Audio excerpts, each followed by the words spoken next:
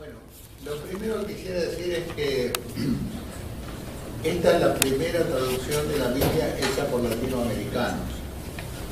Pero antes hubo otra Biblia, que se llamó Biblia Platense, traducida por Monseñor Juan Strauminger, que seguramente muchos la han conocido, y que tiene un mérito muy especial, porque Monseñor Strauminger, después de estar en la guerra y después de huir a Suiza por parte del nazismo, se encontró en Suiza con Monseñor Mün, del Verbo Divino, y él lo invitó a venir a la Argentina. Y lo trajo a su diócesis, que era la diócesis de Jujuy, a la parroquia de San Pedro, que en aquella época era la principal ciudad de Jujuy, más importante que la capital incluso, y ya tenía 50 años, y no sabía una sola palabra de castellano. Y estudió el castellano y tradujo la Biblia. Trabajó 8 años. Yo lo pesqué al final solamente, en el primer año de filosofía, me enseñó griego bíblico, pero después ya había terminado la guerra y entonces él pasó por Israel y volvió a su patria, Alemania, donde falleció al poco tiempo. Creo que merece ser recordado y merece ser homenajeado porque también él hizo una gran obra, a pesar de que en la actualidad esa Biblia ya nos resulta un poco anticuada, un poco por el uso del lenguaje un poco español, y después las notas también son muy fundamentalistas en general. Pero es un mérito innegable del Monseñor Strauminger haber traído la Biblia a la Iglesia Católica en buena parte de la Argentina e incluso de Latinoamérica. De hecho, hay mucha gente mayor que la recuerda todavía y se sigue publicando, pero no cumple con las necesidades pastorales de un texto accesible, de un texto claro, y sobre todo no cumple con la necesidad fundamental de ser una Biblia barata. Sobre este recuerdo, quisiera hacer ahora algunos comentarios muy simples, muy breves. Me dijeron que esta asamblea se ocupa no solamente de temas religiosos, sino también de temas científicos, académicos. Por eso quisiera hacer algunas reflexiones sobre cómo se traduce la Biblia. Primero está la cuestión de los textos, que habría que exponerlas resumiendo lo que los especialistas tratan en la llamada crítica textual, pero esto es un tema que necesita otro tiempo y otra circunstancia. Pasando luego a la tarea de traducir el texto de la Escritura, nosotros hablamos de una Biblia sencilla, de una Biblia clara, de una Biblia pastoral, pero detrás de esa tarea hay un largo y un prolongado y un duro trabajo científico, porque prácticamente en cada página de la Biblia hay algunos textos que no son del todo claros, que presentan dificultades de carácter filológico, y hay textos incluso que se llaman textos corrompidos, a pesar de que la palabra corrompido en la Argentina tiene una significación muy... textos que por un error del copista no tienen la claridad que sería necesaria para que el texto sea absolutamente claro. Además hay textos fáciles, por ejemplo, la literatura deuteronomista tiene un lenguaje más accesible, pero el libro de Job plantea una serie infinita de dificultades y de problemas. Y eso hubo que estudiarlo, y hubo que tratarlo, y hubo que volverlo a traducir en parte, hasta que al final salió lo que tenemos ahora en la Biblia, y que probablemente, si hacemos una revisión, tengamos que retocar algunos textos. Para poner algunos ejemplos, en primer lugar,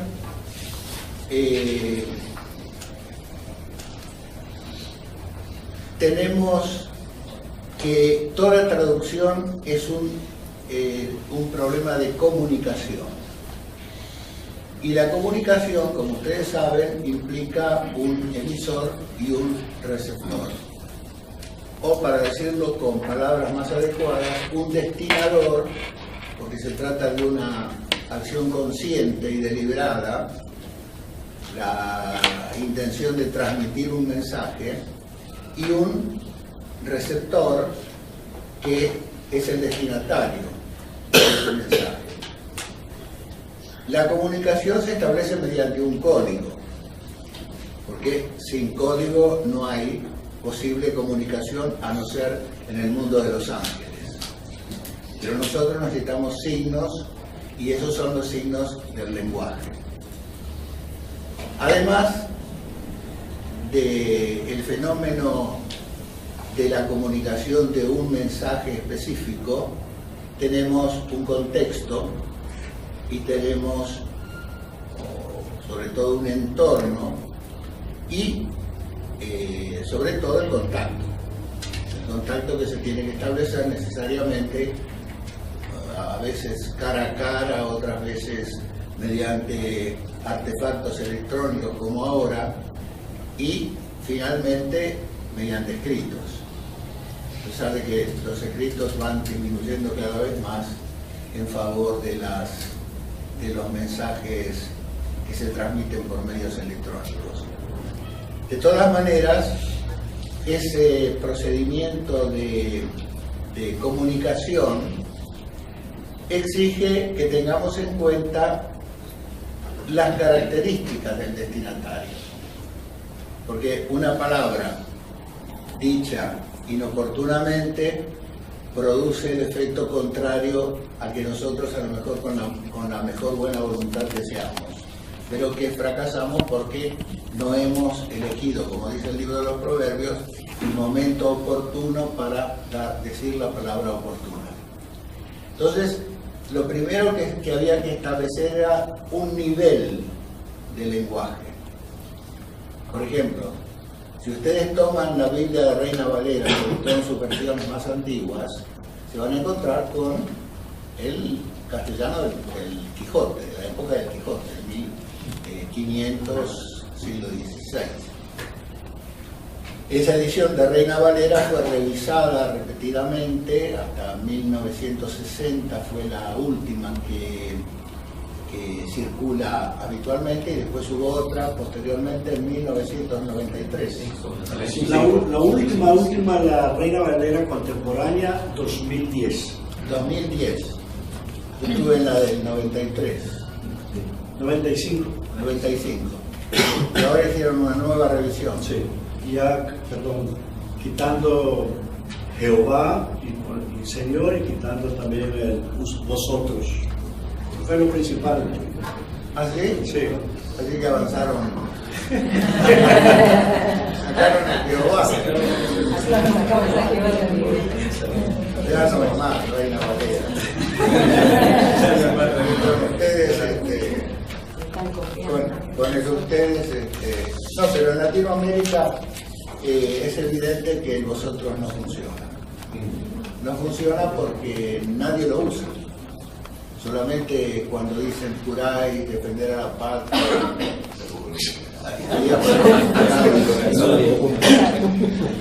pero de todas maneras, fuera de ese lenguaje protocolar,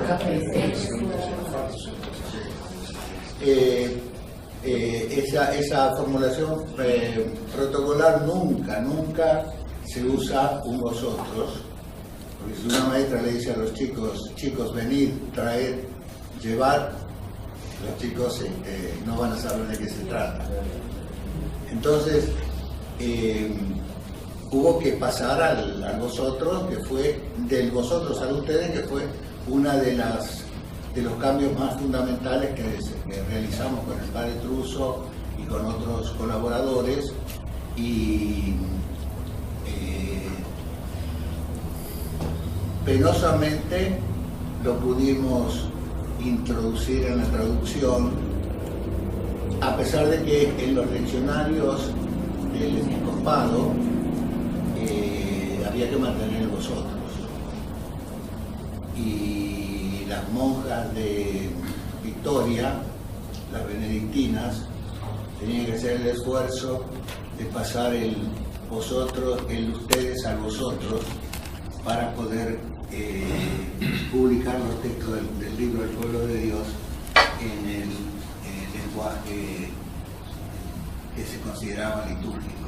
Pero ahora no hay ninguna dificultad en decir tomen y coman. Bueno, esa sería una característica en la determinación de los destinatarios del lenguaje, del mensaje, mejor dicho. Ahora, se podemos distinguir tres niveles. Un nivel literario, un nivel coloquial, más o menos el propio de la conversación, de una conversación seria, y luego en un nivel más bajo todavía lo que se llamó en un momento Biblia para niños, y después ahora se llama Biblia en lenguaje sencillo, que esa es una de las traducciones que acaba de publicar la Sociedad Bíblica y que se utiliza con cierto gusto por parte del pueblo, pero que no nos da un contacto adecuado con la palabra de Dios. Nos da una primera iniciación muy remota que después tendrá que profundizarse mediante otras lecturas. Otro factor es, por ejemplo, la vinculación del texto con la cultura, que es un texto importante, porque el castellano, a pesar de ser la lengua del mundo hispanoamericano, es una lengua que tiene muchas modalidades propias, muchos verbos que no se pueden utilizar en un lugar y en otros son lenguaje corriente. El verbo coger, por ejemplo, acá no se puede poner porque ya se sabe que tiene una significación, pero que en Puerto Rico lo usan permanentemente hasta el cansancio para todas las personas, una serie de modismos y de expresiones familiares, coloquiales. Por ejemplo, entonces tenemos en el libro de los Cantares de los Cantares que, amada mía, tú eres semejante a la yegua del carro de Faraón. Decirle a la amada que es como la yegua del carro de Faraón no quedaría nada bien. Por eso ahí no hay más remedio que poner una nota diciendo que en aquel contexto la palabra yegua daba auxiliar de lozanía, de belleza, de agilidad, y que no era una expresión denigrante como sería para nosotros. Pues no, habría que poner. Otro, por ejemplo, otro caso, en el libro de los Proverbios hay un pasaje que dice, si tu enemigo tiene hambre, dale de comer. Si tu enemigo tiene sed, dale de beber. Así pondrás carbones encendidos sobre su cabeza. ¿Qué significa eso de poner carbones encendidos sobre la cabeza? Bueno, en general, por lo menos en las traducciones más corrientes, se dice enrojecerás a tu enemigo de vergüenza, lo provocarás a la reflexión y a la conversión. Pero parecería que hay otra significación que tiene su fundamento en un cuento egipcio que imponía a un condenado a caminar con un brasero encendido sobre la cabeza, en señal de arrepentimiento y de justicia. Pero al margen de eso, en una iglesia de la República Dominicana había un negro, y el negro dice: ¿cómo hago para ponerme rojo de vergüenza? No había manera de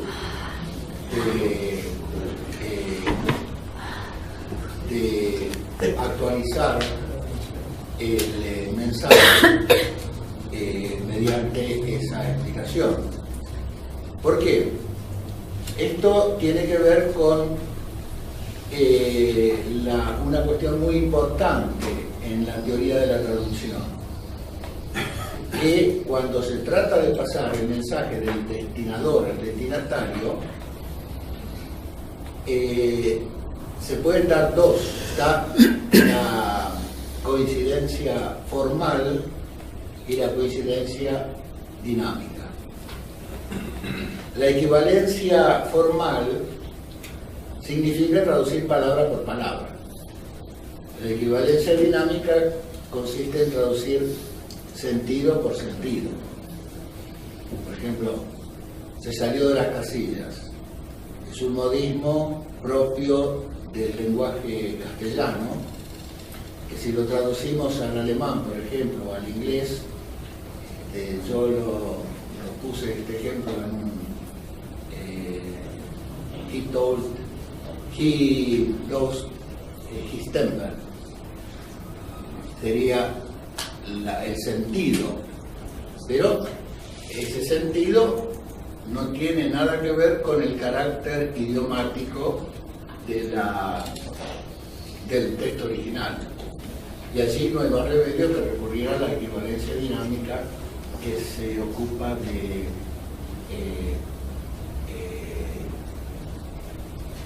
dar el sentido de los textos al margen de